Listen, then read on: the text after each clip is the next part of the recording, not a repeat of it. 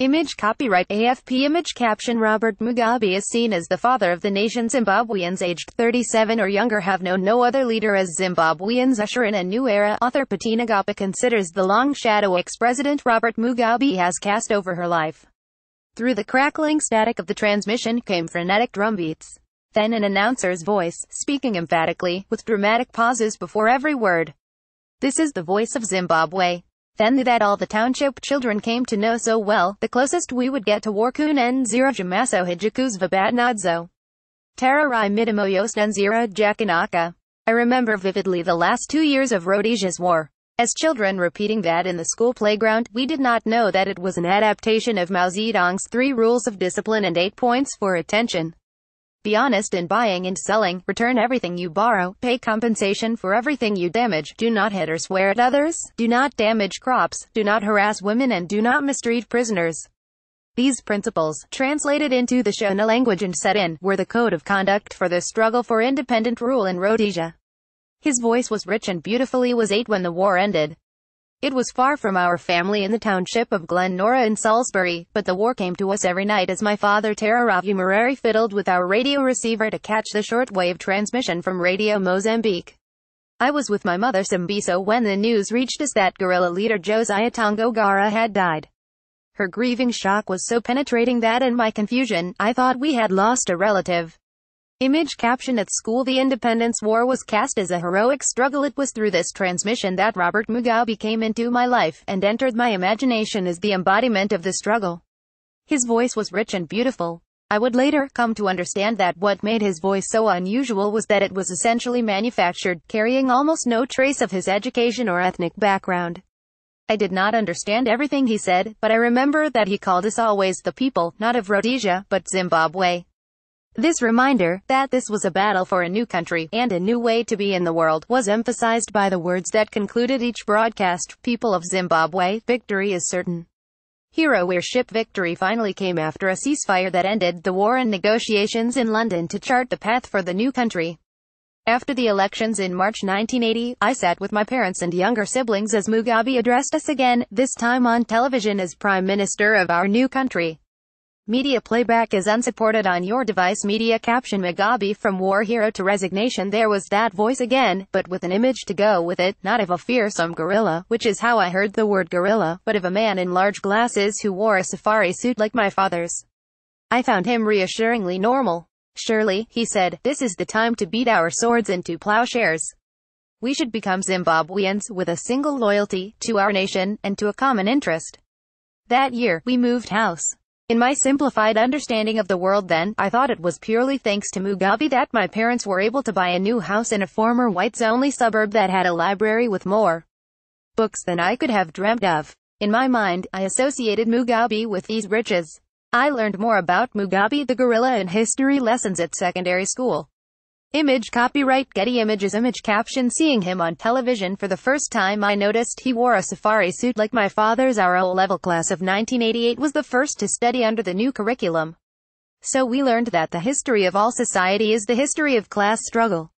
The Independence War was recast as a heroic, historically inevitable struggle between the black socialist majority and white minority capitalism.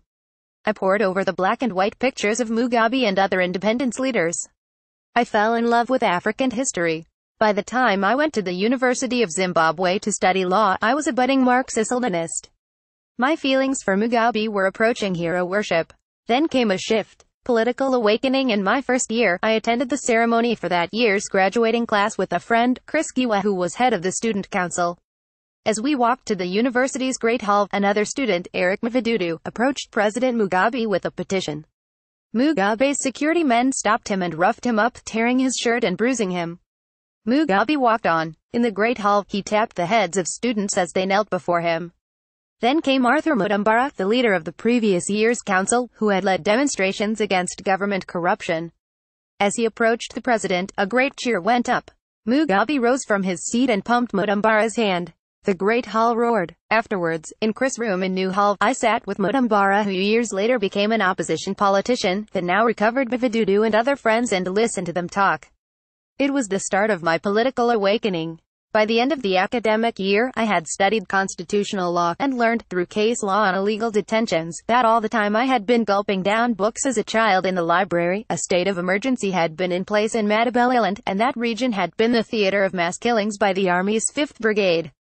Image caption: the Army was accused of atrocities in Matabeleland. By the time I came face to face with Mugabe at my own graduation 4 years later, I was no longer a believer. Gone was the hero worship, but still left was deep and conflicted respect. As the dean read out my achievements and I knelt before him to be capped, I looked into the face of my president. In that voice, the voice I had first heard in our township house when Zimbabwe was just a dream, Mugabe said to me, "Congratulations, well done." Image copyright Patina Gop. Image caption: after her studies in Zimbabwe, the author, second from right, went on to postgraduate study in Britain at the University of Cambridge. The last 17 years Sammy count myself among his opponents as he waged another war, this time against the country he had promised. We could not count all the bodies after that terrible war of liberation, but those that we could, we gave funeral rites and buried in places of honor. But how do you count the bodies of those who died in the war Mugabe waged against his own people? Dark shadow people like Mrs. Nlea, a teacher I loved, who was trained in England and returned to Zimbabwe at the promise of independence, but died when the one oncologist in her city closed his practice and moved to Botswana. Or the many who died of conditions easily cured but for the shortage of drugs. Or the border jumpers, almost all of whom were born after 1980, the born frees who drowned in the Limpopo on their way to South Africa and hope. The companies, small and large, built up over years of hard work that collapsed under the weight of inflation. The livelihoods flushed away, the lost opportunities, the cheated dreams. Image caption: Zimbabwe's economy collapsed under Mr. Mugabe. Was it also that one man could rule until his death, so that he could, as opposition leader Morgan Tsvangirai said so poignantly, destroy not only what he had inherited, but also what he had built himself?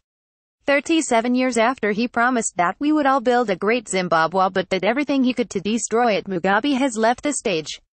No single person has influenced the direction of my life as much as he has. To his government, I owe an education equal to that of anyone I have met, from anywhere in the world. Both as a writer and critic, and as a lawyer, my work has been an attempt to shine some light in the dark shadow that he cast over my country. And while I will always honor his place in history, there is not much I would not have given to be able to say back to him his only words to me, "Congratulations, well done," but this time, about his own legacy.